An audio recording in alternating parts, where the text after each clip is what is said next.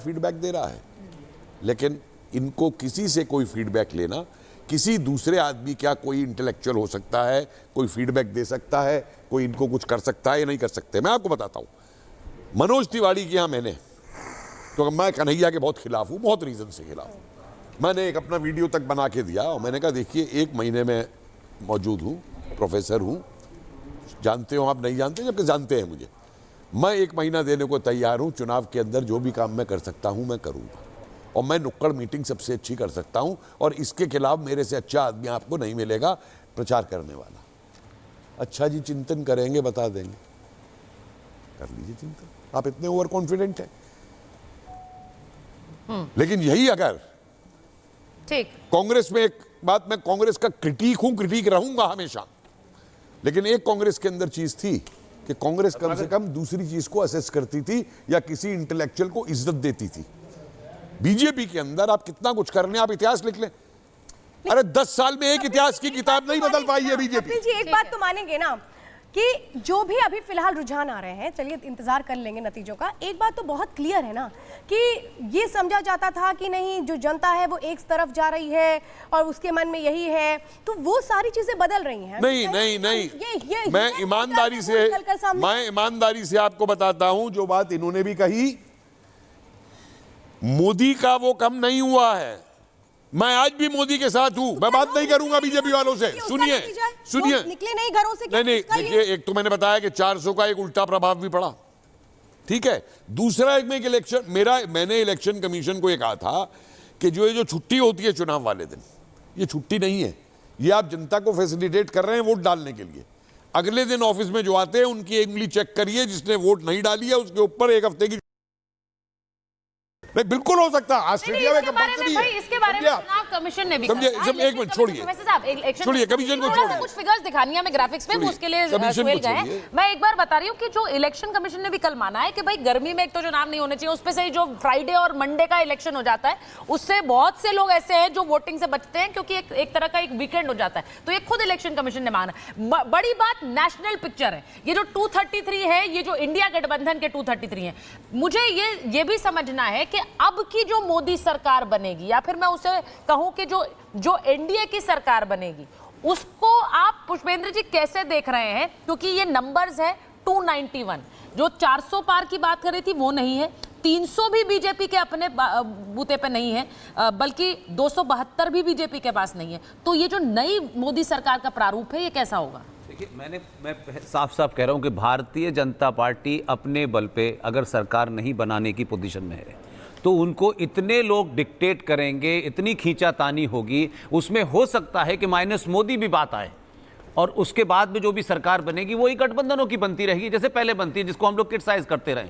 तो वो बार्गेनिंग बहुत ज्यादा होगी, और उस बार्गेनिंग में दूसरी पार्टियां ज्यादा बड़ा रोल प्ले करेंगी, और बीजेपी की ताकत कम होगी। और उसमें हो सकता है कि बहुत सारे लोग, मैंने पहले भी कहा कि भारतीय जनता पार्टी की जो प्रेजेंट पोजीशन है वो इंटरनल कन्फ्लिक्ट के लिए है, उसमें बहुत सारे लोग मोदी से नाराज हैं। नीतीश कुमार दिल्ली आए हुए थे, मैं वही कह रहा हूं कि अभी जो सबसे बड़ी बात है कि सरकार तो आएगी अपनी जगह, लेकिन इस सरकार की हनक वो नहीं होगी जो 14 और 19 में थी। जो डिसीजन जिस तरीके से होते हैं वो नहीं होंगे।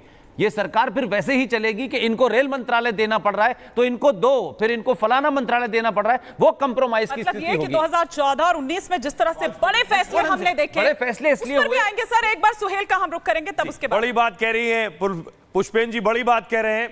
जो बात वो कहना चाह रहे हैं, वो कह रहे हैं कि जिस रौला के साथ ये सरकार 14 और 19 में चल रही थी, ये जो आपके सामने रुझान आ रहे हैं, ये रुझान ये बता रहे हैं क्या सरकार अब कुछ प्रेशर में होगी, सहयोगियों के प्रेशर में होगी। ये जो आप देख रहे हैं 233 सीटों पर इंडी आगे चल रही है और 200 आगे चल रही है।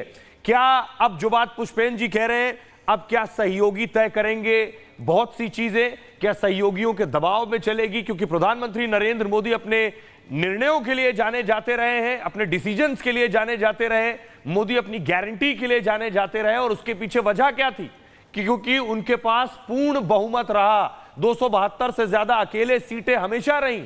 इस बार आप देखिए बीजेपी की अकेले सीटें 236 के आसपास है, 272 अकेले नहीं है। 291 में सहयोगी भी हैं। अब सहयोगियों को साथ लेकर दोनों हाथ पकड़कर चलना पड़ेगा। उसमें नीतीश कुमार भी होंगे, उसमें चंद्रबाबू नायडू भी होंगे, उसमें चिराग पासवान भी होंगे। ये सारे सहयोगी जिन्हें साथ लेकर चलना पड़ेगा, उसमें शिंदे सेना भी होगी। इसलिए कहा जा रहा है क्या ये जो 291 का आंकड़ा है ये बहुत से प्रेशर, दबाव, जिम्मेदारियां और बोझ लेकर भी आएगा। सुचारिता। बिल्कुल बिल्कुल सोहेल, ये जानकारी आपने दी है, लेकिन मैं जरा इसको और आगे ही, पुष्पेंद्र जी आप बड़ी बात कह रहे थे, इसी बात को आगे बढ़ाना चाहती हूँ। देखिए बहुत बड़ी बात है जो आपने कही कि 2014 और 19 वाली हनक नहीं होगी। यानी ये कहें कि वो जो बीजेपी अपने अंदर बहुत सारी चीज़ों को लेकर चल रही थी कि नहीं वो विश्वास है, मोदी की गारंटी है, उस पर अब बीजेपी को भी होमवर्क करना पड़ेगा। वही तो मैं कह रहा हूं ना कि सबसे बड़ी बात तो यह है कि भारतीय जनता पार्टी 272 या 300 सीटें लाती है नहीं लाती है। और अगर नहीं लाती है तो जो आप अब इंडी गठबंधन की बात करते हैं, यहां ज्यादा गठबंधन है लेकिन उनके यहां भी गठबंधन कम नहीं है। फिर एक एमपी की पार्टी भी आपको बार्गेन करेगी क्योंकि आप किनारे पे खड़े हुए हैं। तो सरकार बनाना और सरकार चलाना दो अलग अलग चीजें हैं। और सरकार हनक से चलाना कि ये कानून आएगा ये नहीं आएगा, तो बहुत सारे जिन कानूनों की बात हो रही थी वो तो अभी तक उस पर तो बात ही नहीं हुई। तो पिछले 2 टर्म में भी उन पे बात नहीं हुई। 2019 में हमने देखा 370 और राम मंदिर जैसे, वो इसीलिए हुए ना कि भारतीय जनता पार्टी की अपनी ताकत थी ना, बाकी लोग उनको ब्लैकमेल नहीं कर सकते थे। इसलिए अगर बिल्कुल कट टू कट भी रहे, अगर 272 भी है, तब भी वो हनक नहीं होगी क्योंकि अंदर भी बहुत सारे लोग जो हैं बड़े बड़े मंत्रालयों के लिए हनक बनाएंगे। तो क्या जरूरी है कि ऐसे में पीएम मोदी को ही मोदी माने? तो फिर कोई कंप्रोमाइज जरूर होगा ना। मैंने कहा कि बीजेपी के हार का बड़ा कारण बीजेपी के अंदर के लोग हैं। अभी नीतीश कुमार दिल्ली आए तो उसको लेकर बहुत चर्चा है। अनुराग ठाकुर बोल रहे हैं जो रुझान अभी तक देखते हैं, चारों सीटों पर भारतीय जनता पार्टी भारी बढ़त बनाए हुए है और फिर एक बार चारों की चारों लोकसभा सीटें आदरणीय नरेंद्र मोदी जी भारतीय जनता पार्टी एनडीए के पक्ष में दिख रही हैं। हर बार हिमाचल ने 100% रिजल्ट दिया है, इस बार भी हिमाचल ने 100% रिजल्ट दिया है। बाकी कैसे देखते हैं आप कि एक बार फिर से मोदी सरकार होने वाली?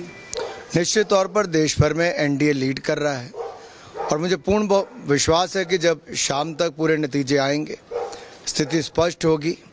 भारतीय जनता पार्टी एनडीए फिर एक बार, तीसरी बार मोदी जी के नेतृत्व में सरकार बनाएगा क्योंकि देश को स्थिर और निरंतर सरकार चाहिए, एक ईमानदार दमदार नेता चाहिए और आज जो दुनिया की उम्मीदें भारत से हैं उन पे खरा उतरने के लिए ये निरंतरता और स्थिरता बहुत आवश्यक है। और जो देश की अर्थव्यवस्था लगातार आगे बढ़ रही है उसको और गति देने के लिए, विकासात्मक कार्यों को गति देने के लिए इस सरकार का, एनडीए की सरकार का फिर से सत्ता में आना आवश्यक था और जनता ने उसके पक्ष में मतदान किया। कितनी सीट एक्सपेक्ट कर रहे हैं आप?